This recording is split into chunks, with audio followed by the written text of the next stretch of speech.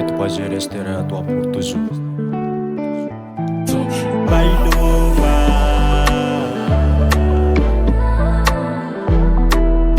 Covin mix et nausea. Ekmarul anaratsizo amina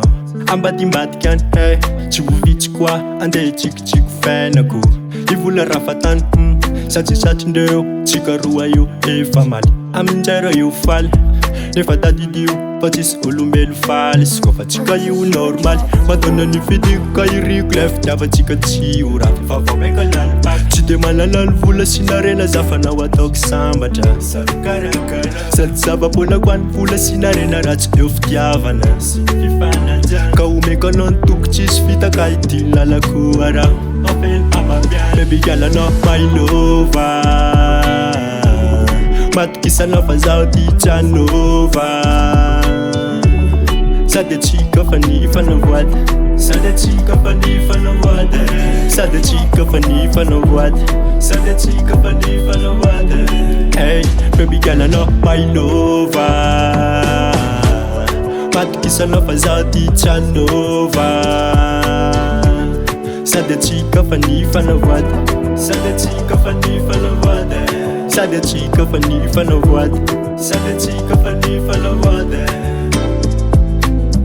afalalanao io baby afalananakay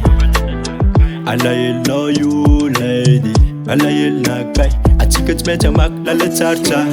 kadika zany tsika tsy maintsy miaritra na de misy mamaiko any faritra anjo raiky tsy maintsy mbola ho afinaritra io madona ny fidiko ka iriko le fitiavatsika tsy ho raha fivavameka lanipak tsy de malalany vola sy narena zafanao ataoko sambatra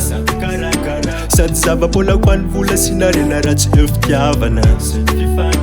ka omeko anao ny toko tsisy vita ka idiny lalako ara baby girl anao my lover matokisanao fa zaho ty tranova sady atsika fa ny fanavoady sady atsika fa ny fanavoady sady atsika fa ny fanavoady sady atsika fa ny fanavoady hey baby girl anao my lover matokisanao fa zaho ty tranova sady atsika fa ny fanavoady sady atsika fa ny fanavoady sady atsika fa ny fanavoady sady atsika fa ny fanavoady sady atsika fa ny fanavoady bebe sady atsika fa ny fanavoady sady atsika fa ny fanavoady sady atsika fa ny fanavoady